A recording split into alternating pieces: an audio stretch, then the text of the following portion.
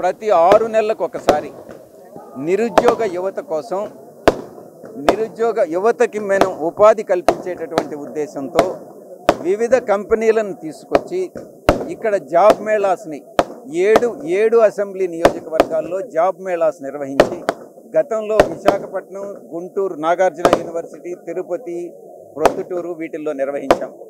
అదేవిధంగా నెల్లూరు పార్లమెంటు పరిధిలో ఉన్నటువంటి 7 నియోజకవర్గాల్లో ప్రతి 6 నెలలకు ఒకసారి జాబ్ మేళా నిర్వహించి నిరుద్యోగ సమస్య అన్నటువంటిది పూర్తిగా నిర్మూలిస్తామని ఈ సందర్భంగా నేను తెలియజేసుకుంటా ఉన్నాను. ఎలాంటి కంపెనీలు మన నెల్లూరు జిల్లాకి రాబోతున్నాయి? మీకు వాళ్ళతో ఉండే సత్సంబంధాలు ఎలా ఉన్నాయి?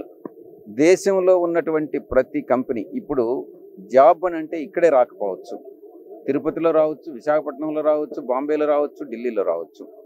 మనకున్నటువంటి సత్సంబంధాలతో మంచి కంపెనీలన్నింటినీ కూడా ఇక్కడికి తీసుకొచ్చి వాళ్ళ ప్రతినిధుల ద్వారా ఇక్కడ జాబ్ మేళాలు నిర్వహించి మనం ఉద్యోగ అవకాశాలు కల్పిస్తాం.